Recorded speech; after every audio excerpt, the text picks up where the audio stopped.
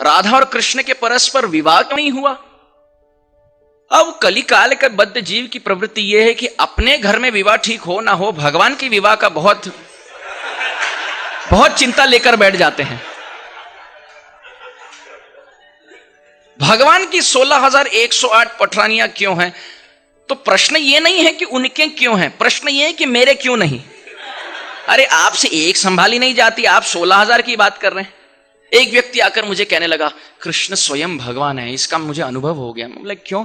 बोले घर में मुझसे एक नहीं संभाली जाती, 16,000 संभाले तो भगवान ही होंगे। बद्ध जीव से तो नहीं संभाला जाता, वो तो भगवान ही होंगे, साक्षात शाश्वत भगवान होंगे। बोला ठीक, जो भी तर्क वितर्क से आप समझ लें, बात तो ठीक है। आप ये बात तक आ गए कि भगवान कृष्ण भगवान है। तो कई बार लोग पूछते हैं कि विवाह क्यों नहीं हुआ इनके परस्पर। कई कारण है तत्व सिद्धांत के हिसाब से, परंतु एक मूलभूत सिद्धांत है कि विवाह दो व्यक्तियों के बीच होता है, एक व्यक्ति के बीच नहीं। जब हम हाथ भी मिलाते हैं, दो व्यक्ति के बीच हाथ मिलाया जाता, अपना हाथ कोई नहीं मिलाता ज्यादा। राधा और कृष्ण में भेद देखो तो विवाह की बात आए, एक ही व्यक्ति है। राधा रानी को पूछा गया शास्त्र में कि कृष्ण कौन है? राधा रानी कहते हैं मम एव पौरुषम रूपम गोपिका मनमोहनम। ये गोपिका मनमोहन करने वाले मदन मोहन, मम एव पौरुषम रूपम, मेरे ही पौरुष रूप है, उनमें और मेरे में कोई भेद नहीं, अभिन्न स्वरूप है।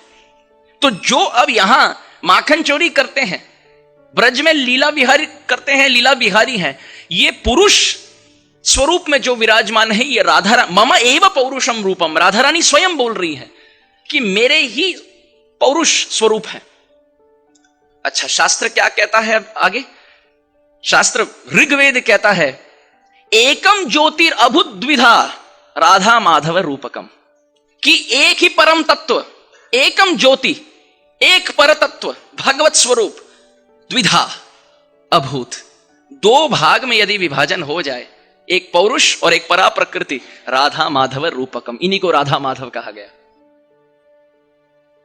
अब आगे शास्त्र कहता है हरेर अर्ध तनु राधा, राधिका अर्ध तनु हरि, कि हरि के स्वरूप के ही अर्ध तनु है राधा रानी, और राधिका अर्ध तनु हरि, राधिका श्रीमती राधा रानी के स्वरूप का ही अर्ध स्वरूप है कृष्ण।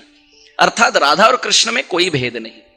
बिल्कुल ये बात स्पष्ट है, शास्त्र के प्रमाण के बल पर यह स्पष्ट है कि राधा और कृष्ण में कोई भी भेद नहीं। राधया माधवो देवो माधवे नैव राधिका, और भी प्रमाण है कि राधा रानी के प्रेम स्वरूप से जो भगवान के शरीर में विकार होता है, यही है कृष्ण तत्व, और कृष्ण के आदान प्रदान से भक्त के जीवन में जो होता है, यही है राधा तत्व। दोनों अभिन्न स्वरूप, एकत्मानम अपि भुवि पुरा देह भेदम गतौ तौ। कविराज गोस्वामी आदि लीला चैतन्य चरितामृत पहले अध्याय का 4, 5, 6वां श्लोक क्रमांक, कि एक पर तत्व, एकत्मानम, मन में से एक है, आत्मा एक, एकत्मानम अपि भुवि पुरा, परंतु भूमंडल पर देह भेदम गतौ तौ, दो स्वरूप में विद्यमान है, विराजमान है, आविर्भाव लिए हैं राधा कृष्ण के रूप में। फिर भी दोनों अभिन्न हैं, फिर भी राधा रानी का स्थान कृष्ण से उत्कृष्ट है। शास्त्र में कहा गया कि स्वयं भगवान राधा रानी के चरण की सेवा करते हैं। राधे सर्व अपराधम में क्षमस्व परमेश्वरी, हे परमेश्वरी राधा रानी मम सर्व अपराधम क्षमस्व, मेरे सभी अपराधों को आप क्षमा करें।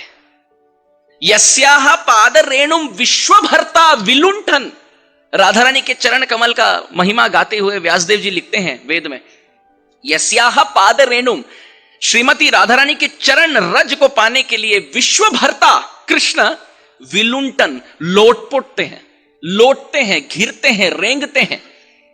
भगवान कृष्ण विश्वभर्ता होकर लौटते हैं ताकि श्रीमती राधा रानी के चरण रज से स्पर्शित हो जाए उनका जीवन। हर आचार्य यही कहते हैं। व्यासदेव जी तो वेदों में, पुराणों में अनंत प्रमाण दिए हैं। कई लोग तो ये भी शिकायत करते हैं आपके इस्कॉन वाले, आपके गौड़िया वाले पता नहीं कपोल काल्पित धारणा प्रस्तुत किए हैं कि कोई राधा तत्व है, परंतु ये काल्पनिक है। कई लोग कहते हैं ये, परंतु ये केवल अज्ञान का प्रतीक है, अज्ञान की प्रस्तुति है।